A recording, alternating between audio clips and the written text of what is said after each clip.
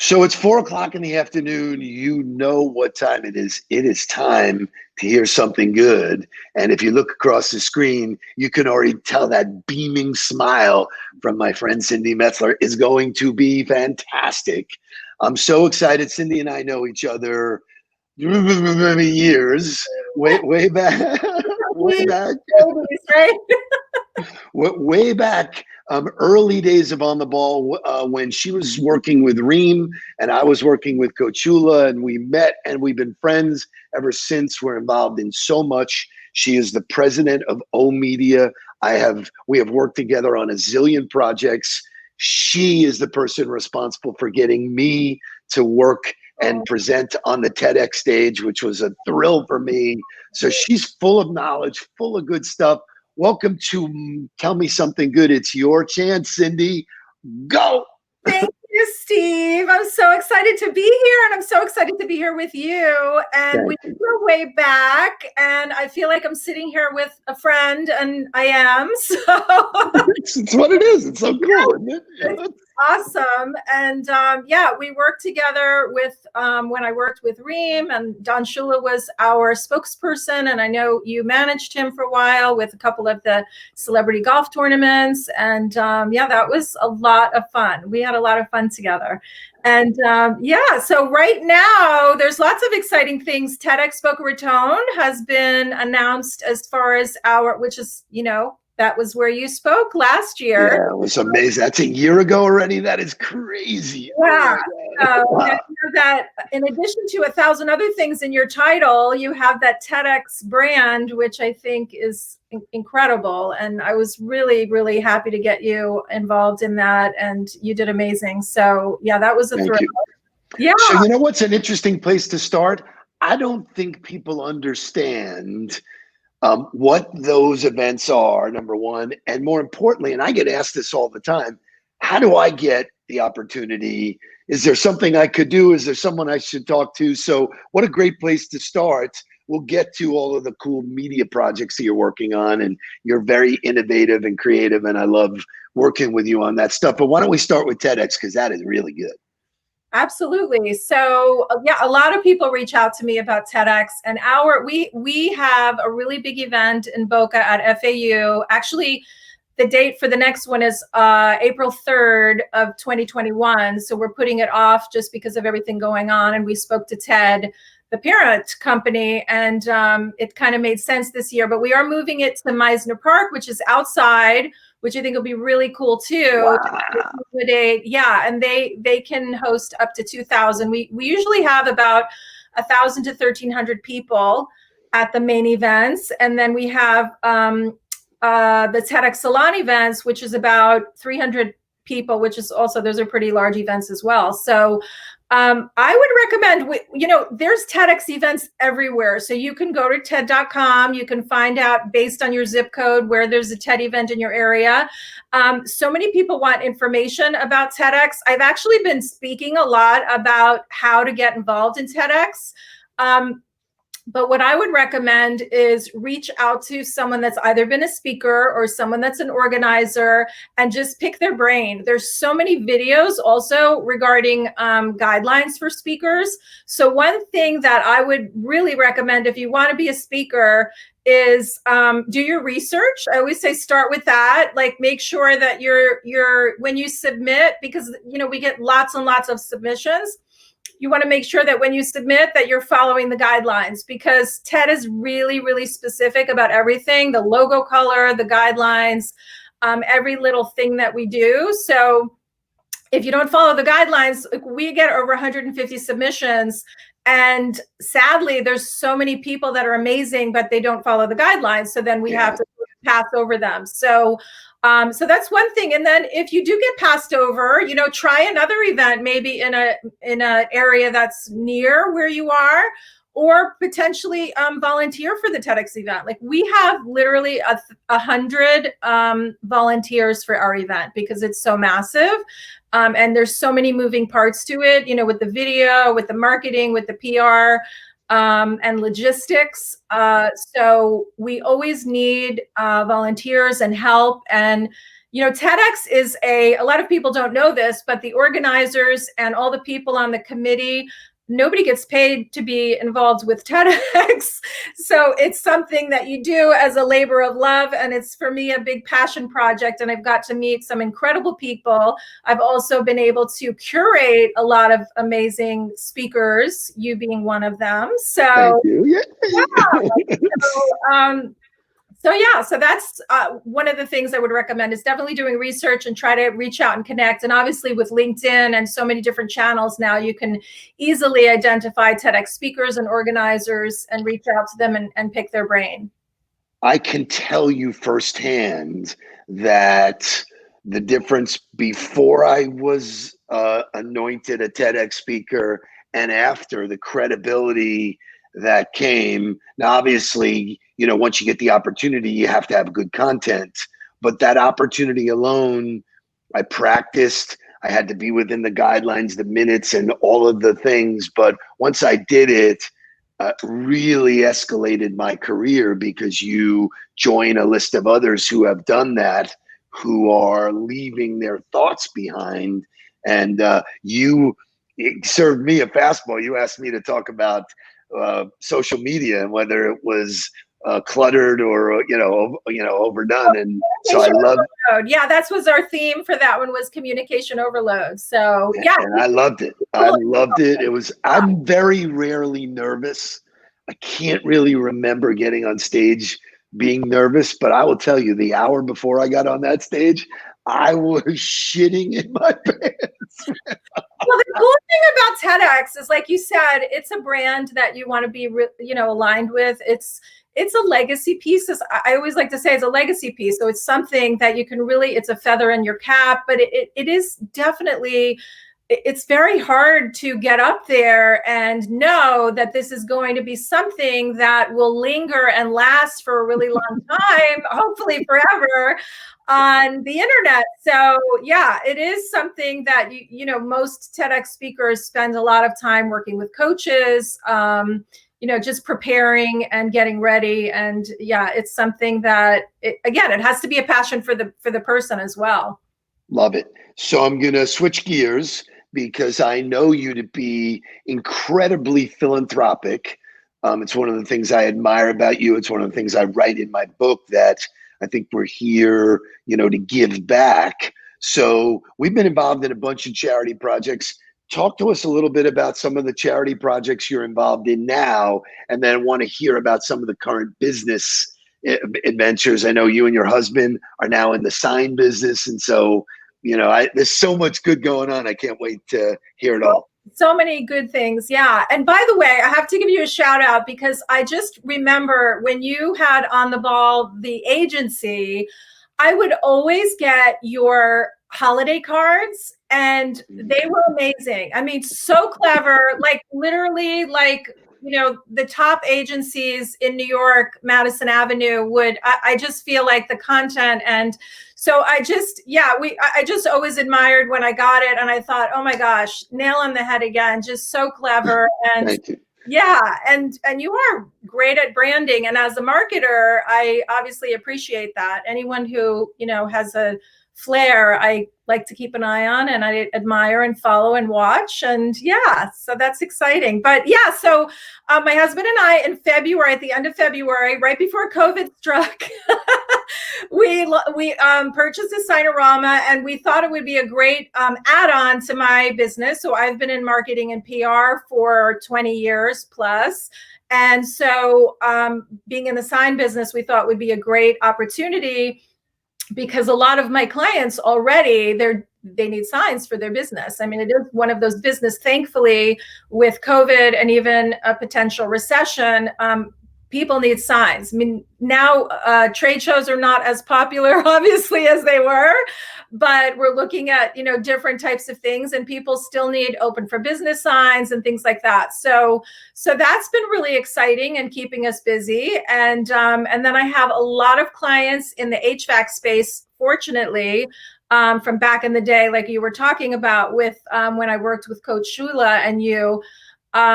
HVAC clients that fortunately have weathered the storm as well, because it's one of those essential businesses that, with COVID, people still need air conditioning and people need indoor air quality.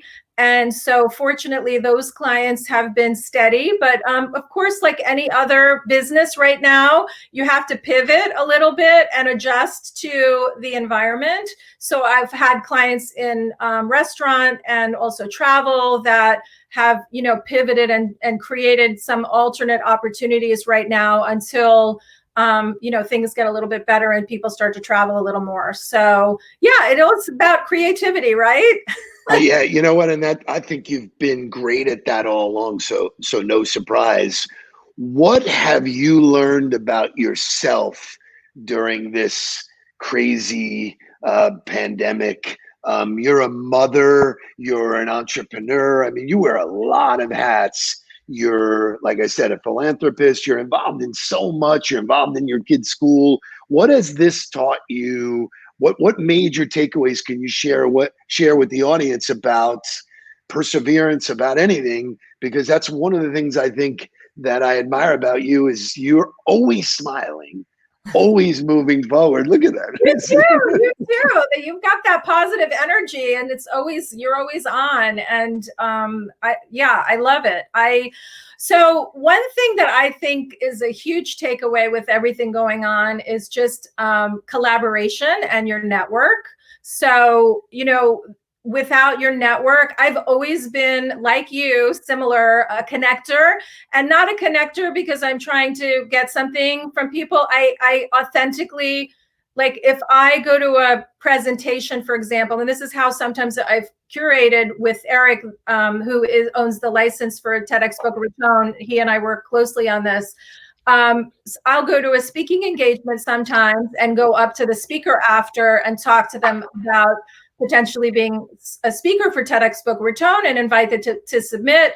And again, there's a process for submission. So it's not like I'm the final say. We have a committee that works to identify and also curate the speakers.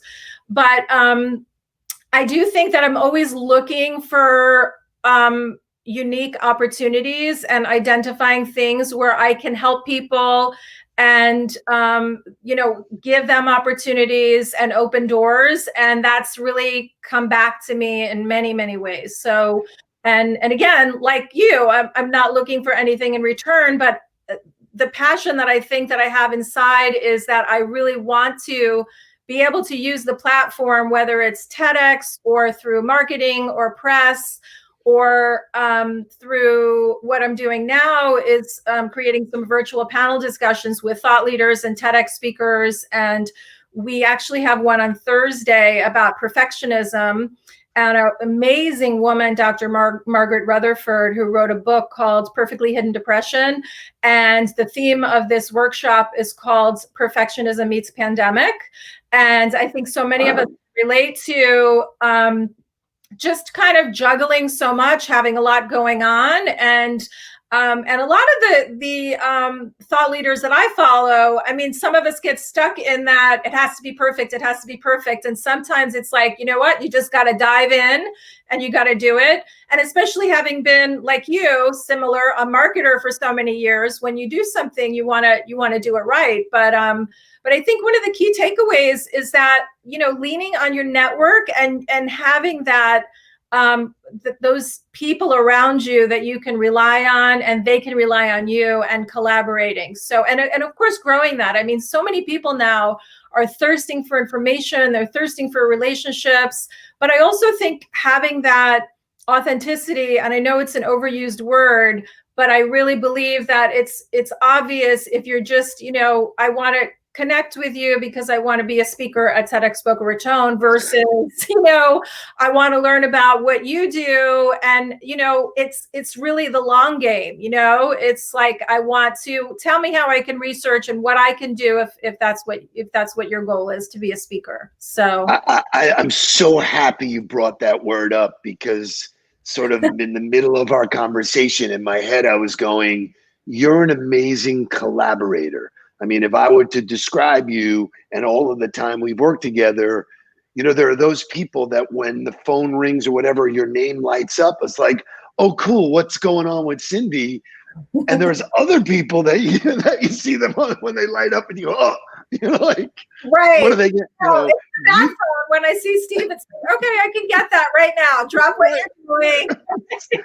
And I told you, you have a blanket yes for me. Whatever you asked me to do, you have never one time in all the years we know each other invited me or asked me to do something that wasn't mutually beneficial for me and the other party, which is really good thinking. It's when, people think it's easy to connect the way you and I do at scale. Now, I've watched you and I've told you connect way too much. Sometimes you gotta ask to get paid, man. Right.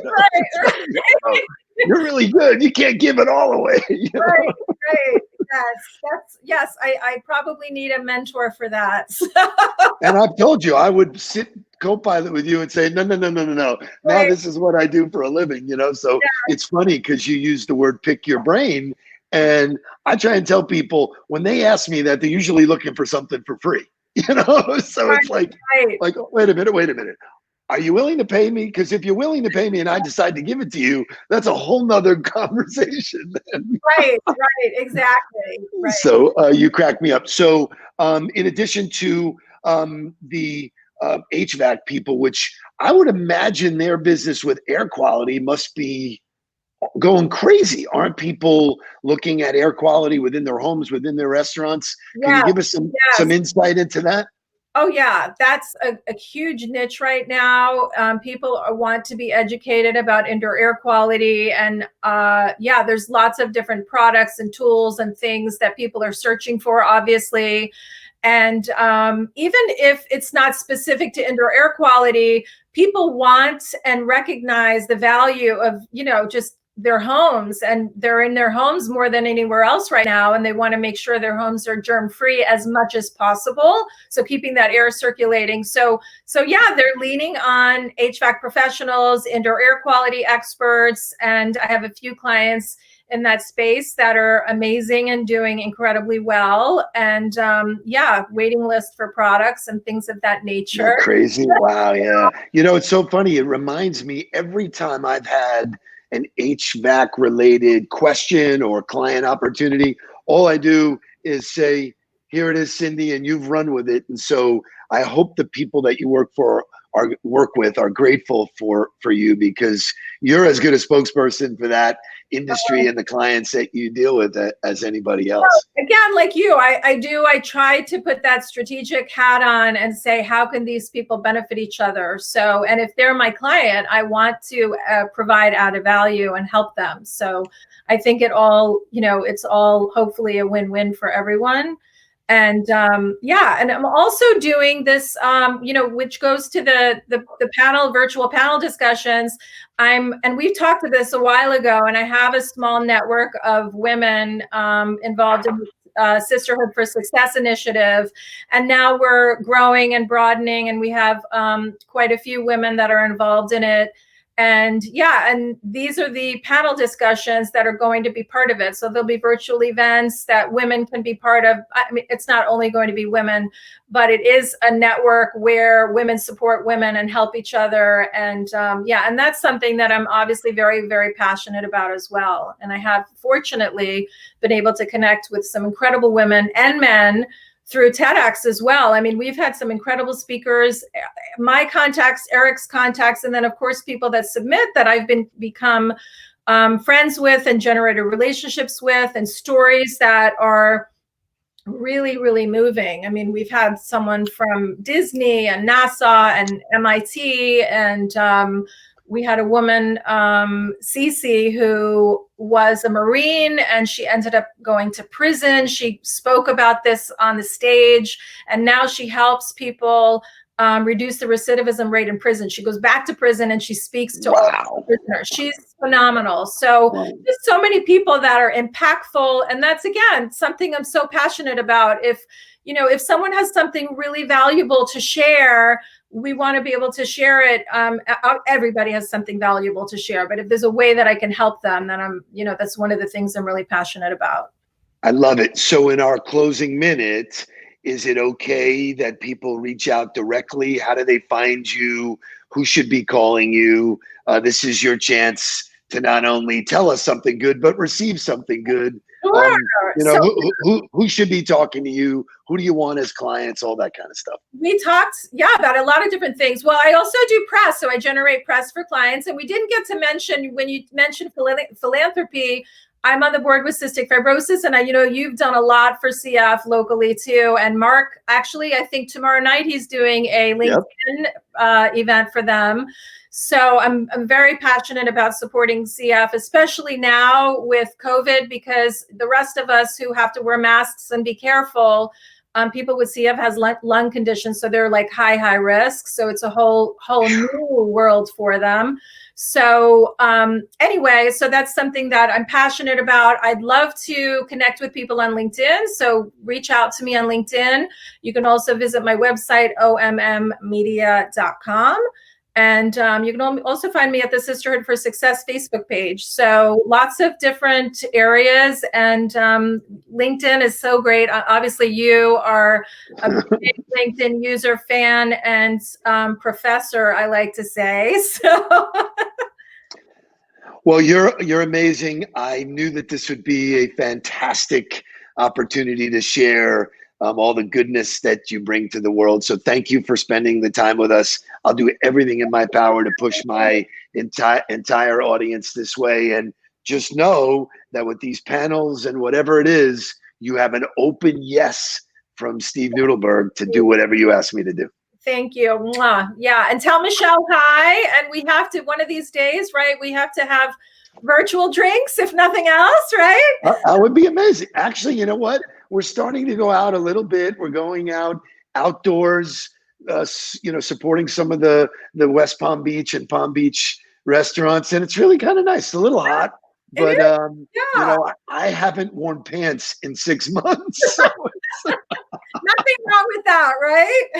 I'm loving life, man. Thank you for spending the time with us. Say hello to Paul. Okay, bye. Bye-bye.